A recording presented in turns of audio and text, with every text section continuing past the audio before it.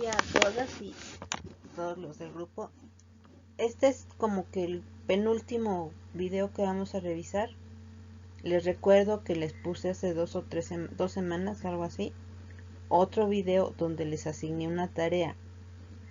Chéquenlo bien porque si no se nos va a venir el tiempo encima. Bueno, vamos a revisar los grandes síndromes geriátricos. Recordemos que el envejecimiento poblacional es uno de los grandes triunfos de la humanidad, es decir, al mismo tiempo de que es un gran triunfo, también es un gran reto, porque a medida de que nos adentramos en el siglo XXI, el envejecimiento de la población implica un aumento en las demandas sociosanitarias en todos los países. Si bien de cara al futuro, las distintas organizaciones sanitarias proponen el modelo del envejecimiento activo como meta para disfrutar una mejor calidad de vida, entendida esta como aquel bienestar físico, psíquico y social, pero la realidad es que los ancianos de hoy, sobre todo los de mayor edad, sufren de diversos cuadros patológicos que disminuyen notablemente su salud y en consecuencia disminuye su calidad de vida. No olvidemos que los adultos mayores valoran sumamente la independencia, su función de independencia como una medida de calidad de vida.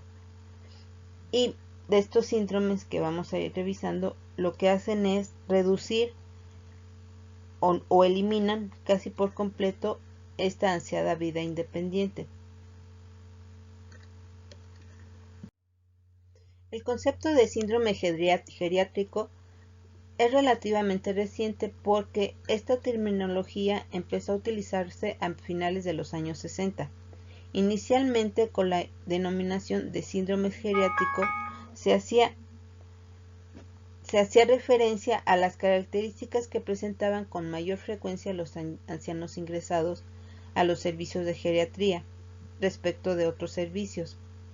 Sin embargo, actualmente esta denominación se utiliza para referirse a un conjunto de cuadros originados por la conjunción de una serie de enfermedades que alcanzan su mayor prevalencia en el anciano y que frecuentemente tienen un origen de incapacidad funcional o social. Los grandes síndromes geriátricos, también conocidos como los 4 gigantes de la geriatría, incluyen inmovilidad, inestabilidad o caídas, la incontinencia urinaria y el deterioro cognitivo. Vamos a ir revisando cada uno de ellos.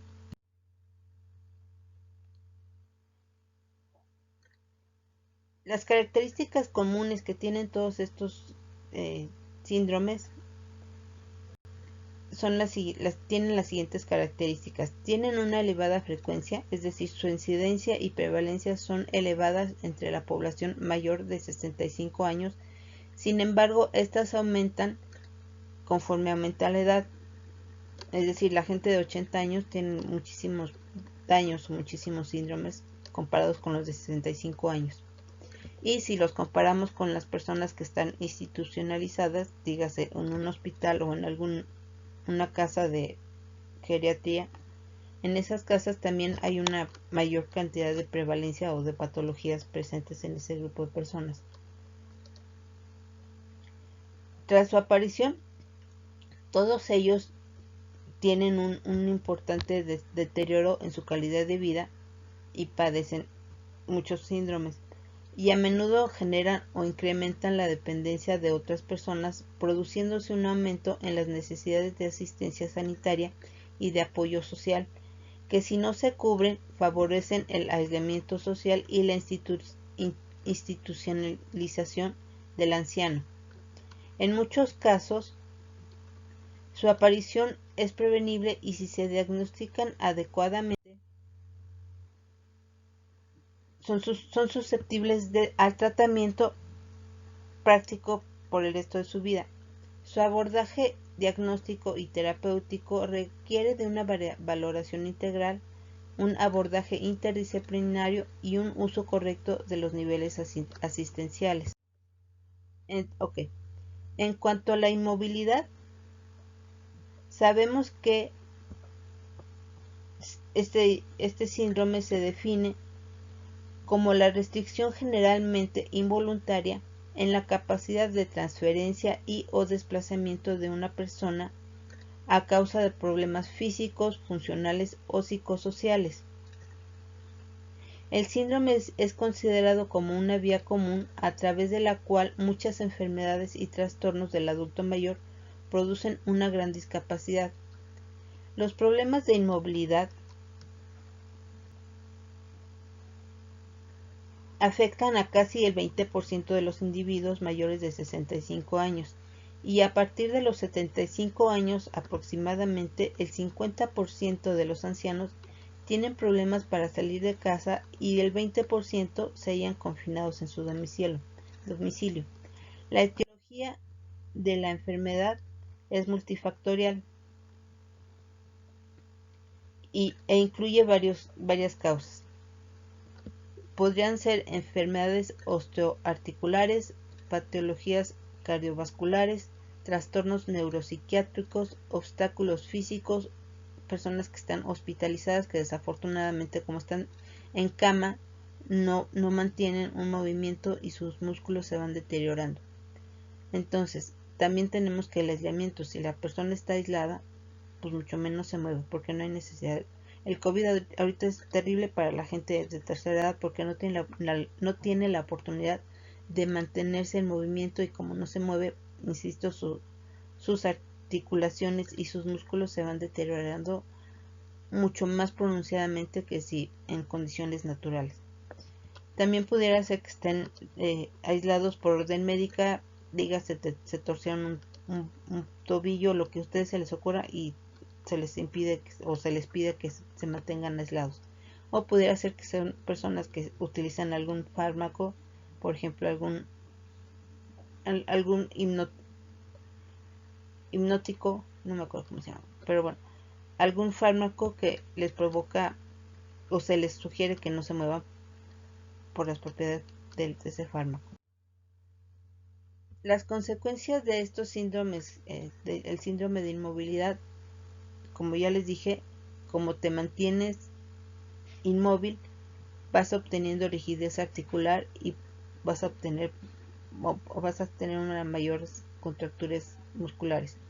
Vas a tener debilidad muscular, vas a tener retención e incontinencia urinaria, probablemente debido al anterior, porque más o menos están en la misma zona anatómica. Vas a tener estreñimiento, quizá tengas úlceras por presión, quizá tengas trombosis venosa y arterial, infecciones respiratorias, osteoporosis, deshidratación, hipotermia, síndrome confusional, que eso es importante distinguirlo de una persona que tiene demencia leve. El síndrome confusional pues es relativamente corto y nada más ocurre en el momento relativamente, o una semana cuando mucho. Luego también pudieras tener desnutrición, como no te puedes mover, pues no puedes tener acceso a la alimentación rápidamente. Luego pudieras estar deprimido, que todos sabemos que la depresión por sí sola evita o provoca que la gente coma poco. Quizá provoques inestabilidad y caídas, haya mayor aislamiento social y una dependencia de algunas otras personas, y en los casos extremos pues tengas que ser hospitalizado o institucionalizado. La prevención y el tratamiento para estas personas es que necesitas, bueno, se atrofian varias áreas o varios sistemas. Sería el sistema muscular, el articular, el cardiovascular y el neurológico. Por lo tanto, los pacientes diagnosticados con enfermedades que afecten a dichos sistemas deben de ser estimuladas para mantener un nivel de actividad adecuado a sus circunstancias, y si lo precisan deben de ser incluidos en programas de atención de actividad dirigida como la fisioterapia y la terapia ocupacional. Continuando con la prevención, no debemos olvidar que es muy importante la educación para la salud. Es decir, debemos instruir a los ancianos o a sus cuidadores sobre las siguientes situaciones o cuestiones. Una, la importancia de realizar ejercicio físico siempre, todo ello adaptado a las peculiaridades de cada uno de los ancianos o las personas mayores. Sabemos que hay efectos secundarios de algunos medicamentos que la gente esté tomando y que pueden afectar la capacidad del movimiento, como ya dijimos anteriormente. Debemos de saber cómo y cuándo realizar los cambios de la posición de las personas que estén postradas. Debemos de tener siempre cuidados de la piel y debemos de tener los recursos técnicos de movilización como los andadores o las muletas y de protección como los colchones especiales, entre otras situaciones. El síndrome de caídas, de inestabilidad y caídas también es muy importante. Es parte de los 4G. La caída la definimos como la precipitación repentina al suelo que se produce de forma involuntaria y que puede acompañarse o no de pérdida de conciencia. Epidemiológicamente, los accidentes son la sexta causa de mortalidad en las personas mayores de 75 años, y de estos, las caídas son la principal causa. El riesgo es mayor en los ancianos hospitalizados, sobre todo en la etapa inmediatamente posterior a su ingreso, debido al rechazo de las camas o rechazo de estar hospitalizado. El origen de este síndrome también es multifactorial. Pudiera ser por una enfermedad osteoarticular, cardiovascular, neuropsiquiátrica, causas extrínsecas como los obstáculos físicos, el calzado, el domicilio, las escaleras, por ejemplo. Y también pudieran ser por efectos secundarios algunos fármacos. Los factores de riesgo más importantes para la aparición de este síndrome incluyen la debilidad muscular, las alteraciones en la marcha y el equilibrio, la alimentación,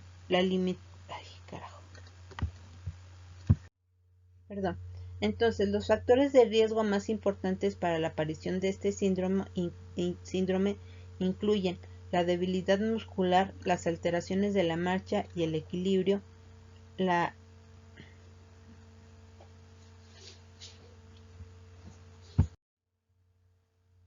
el deterioro de las funciones mentales, también se deterioran las actividades de la vida diaria y existe una medicación.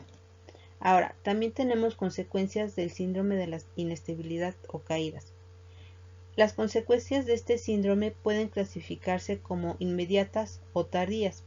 Las primeras incluyen las lesiones menores en las partes blandas y fracturas, que son las más frecuentes, las lesiones en la cadera y el fémur y el húmero, las muñecas y las costillas. También pudiera considerarse, derivado de estos golpes, la posibilidad de que exista un hematoma subdural y que después se manifieste como un deterioro cognitivo no explicable.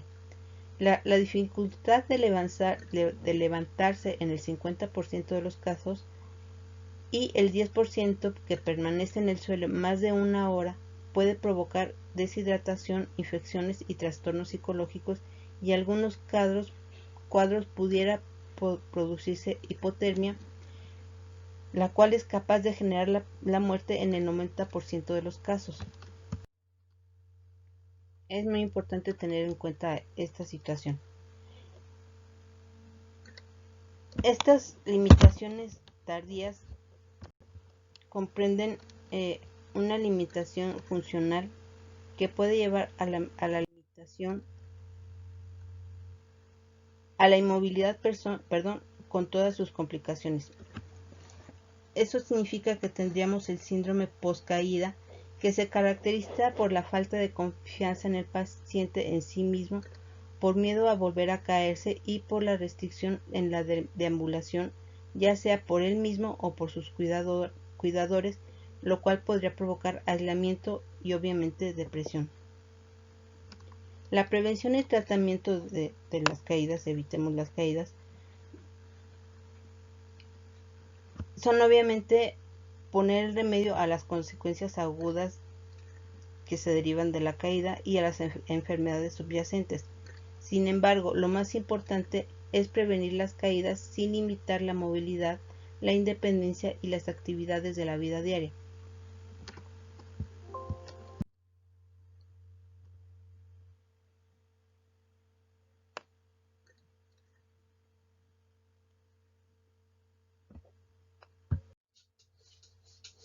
Entonces, por ejemplo, para evitar todas las caídas, hay varios puntos. Una es conocer las enfermedades y los medicamentos que podrían provocar caídas, algún somnífero o algo que provoque que tu conciencia o tu atención esté relativamente nublada debido al fármaco. También es muy importante revisar la visión de las personas mayores y prestar atención al cuidado de los pies. En cuanto a la visión, por ejemplo, sabemos que las cataratas también aparecen en las personas de la tercera edad y probablemente muchas personas pues no vean, simplemente no vean bien y se caigan. Y también debemos de tener cuidado con los pies. Deben de utilizar gafas si es necesario, aunque no es tan aconsejable que la gente utilice las gafas bifocales cuando están caminando, dado el cambio en la percepción visual de las gafas particularmente. También es importante que utilicen un adecuado calzado que tenga un tacón bajo y que tenga suficiente anchura para que la gente pueda tener cómodos sus piececitos. También se trataría de evitar las ropas largas. Todas aquellas ropas que entorpezcan tu paso, es necesario evitarlas. También es muy importante que la gente haga ejercicio físico y que sigan una dieta equilibrada. Deben de realizar actividades de la vida diaria tan pronto como sea posible después de la caída. Deben de tomarse el tiempo necesario para levantarse de la cama o de la silla. Deben de estar alertas y, como ya les dije, si se produce una caída, aunque no haya daño, debemos informar al médico porque dicha caída pudiera ser secundaria a una enfermedad de base. No sé. Ok. Otro síndrome o el tercer síndrome podría ser o tendría que ser la incontinencia urinaria.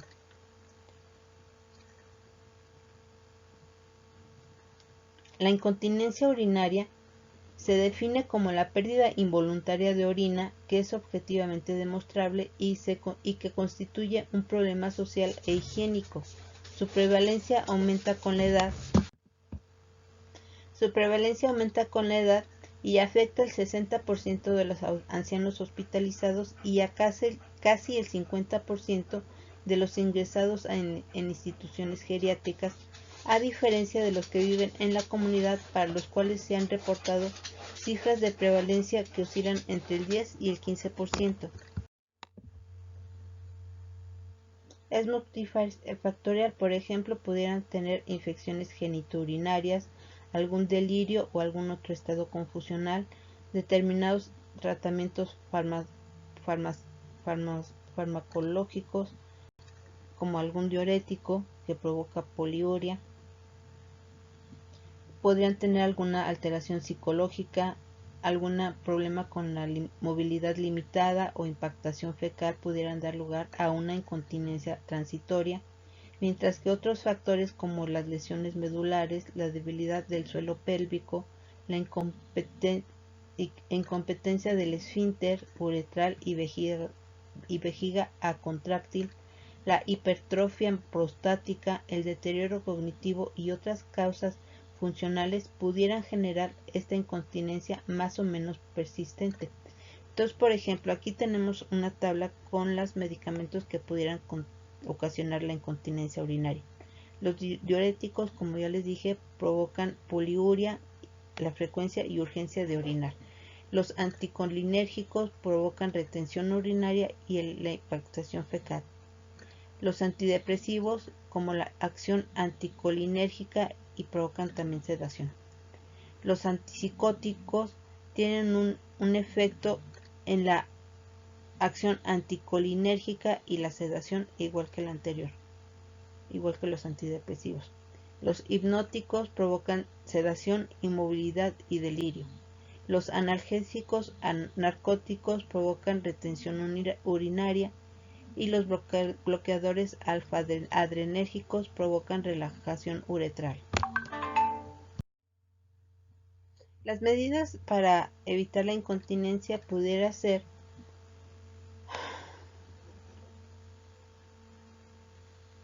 diversas opciones terapéuticas, como los ejercicios para fortalecer la musculatura del suelo pélvico, como serían los ejercicios de Kegel o los conos vaginales, la farmacoterapia o los procedimientos quirúrgicos en función del origen y tipo de incontinencia.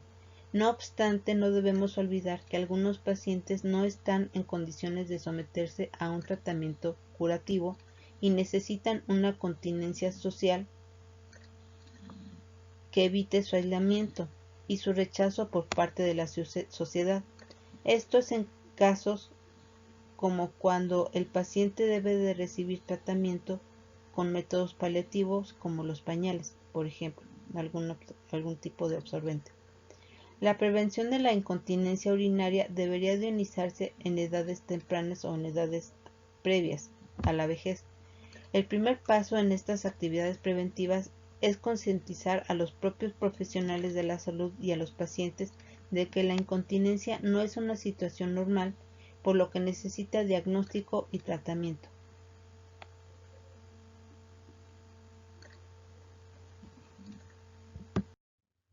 Ahora, el síndrome de la incontinencia urinaria tiene consecuencias.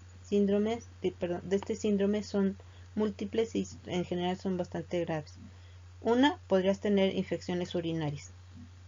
2, serían úlceras cutáneas en la zona. 3, podrías provocarte una caída.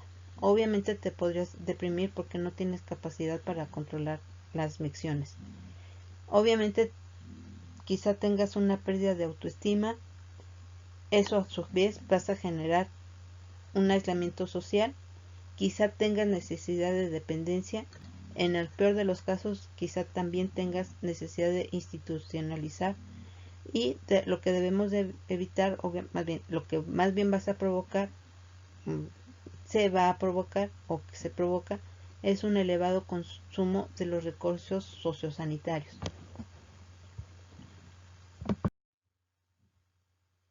¿Cómo debemos o podemos evitar todos ellos? Podrías tener un diagnóstico adecuado del tipo de incontinencia que te permita tratar este problema en la mayoría de los pacientes que lo sufren. El tratamiento debe de incluir opciones terapéuticas como los ejercicios de Kegel, que fortalecen la musculatura del suelo pélvico, alguna farmacoterapia o los procedimientos quirúrgicos en función del origen y tipo de continencia. Sin embargo, no debemos olvidar que algunos pacientes no están en condiciones de someterse a un tratamiento curativo y necesitan una continencia social que evite su aislamiento y el rechazo por parte de la sociedad. Todo eso ya lo dijimos un poquito antes.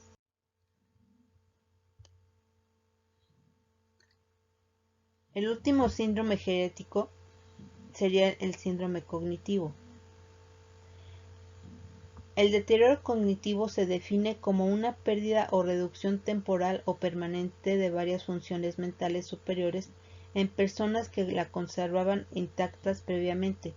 Esta definición incluye cuadros muy definidos como el síndrome de confusional agudo o secundario a infecciones o anemia, patología que afecta a cualquier sistema debido a cambios hospitalarios o porque hay un cambio de domicilio. También pudiera ser la demencia con diferentes causas como el Alzheimer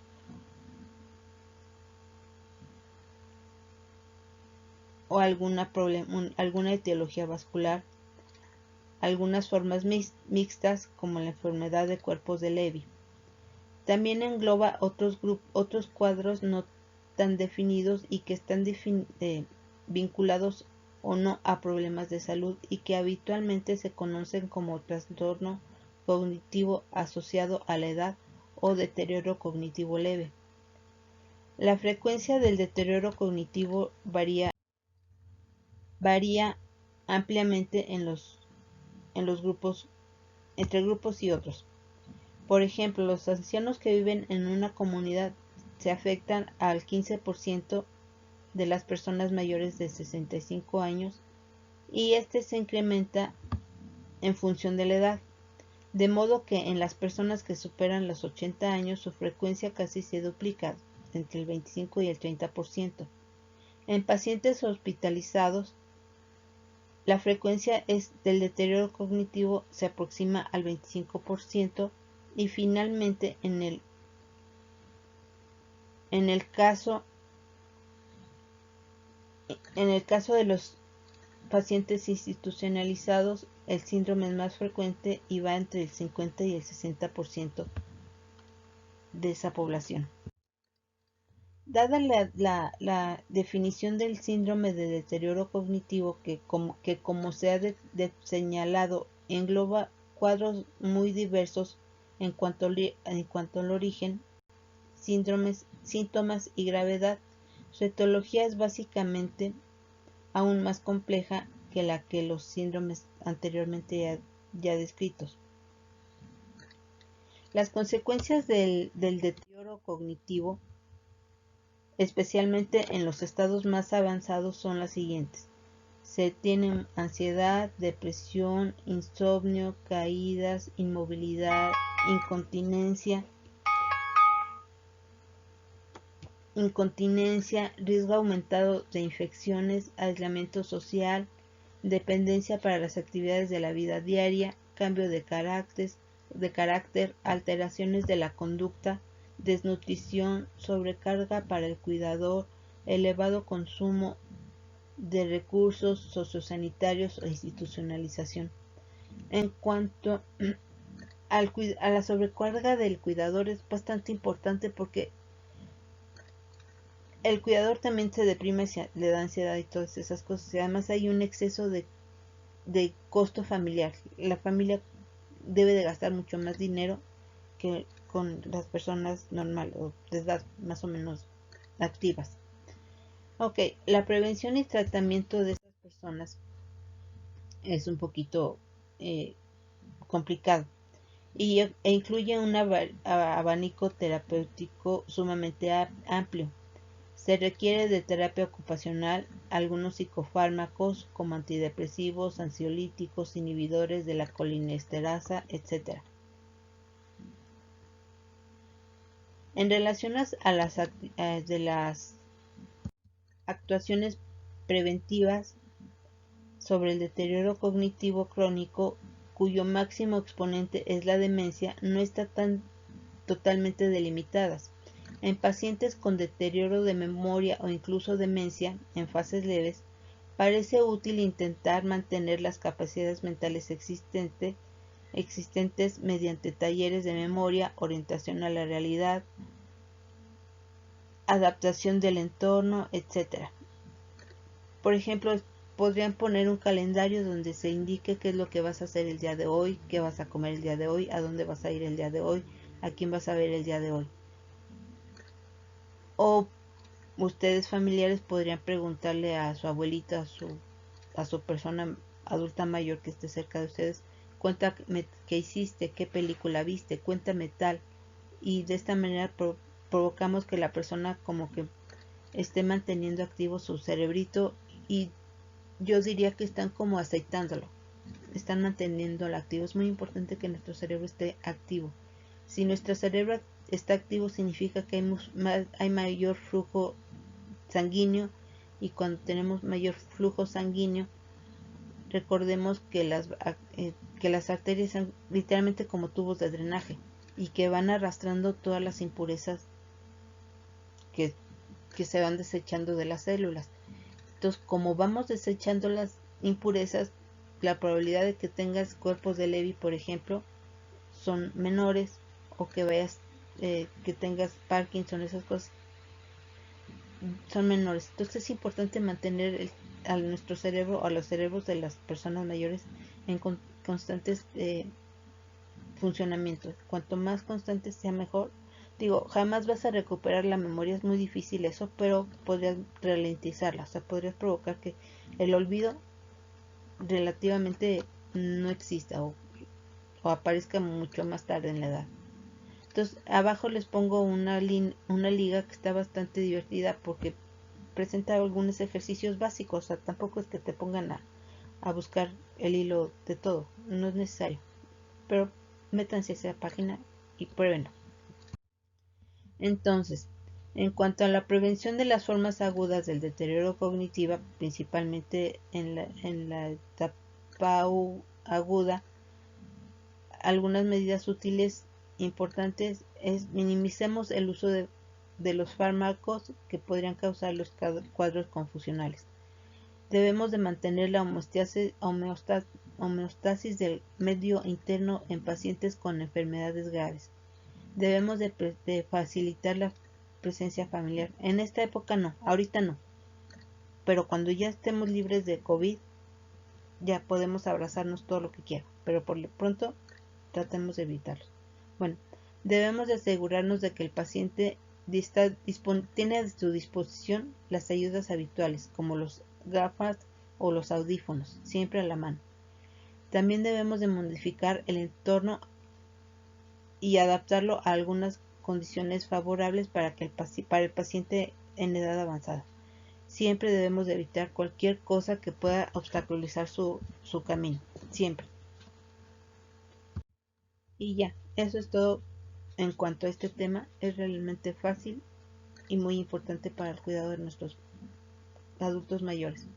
Insisto, cuídense, la pandemia no se ha domado, al contrario, va para arriba, porque la gente sigue siendo necia y sigue saliendo a la calle sin tapabocas, o si lo usan lo traen en el sobaco y no lo están utilizando correctamente. Lávense las manos siempre que puedan.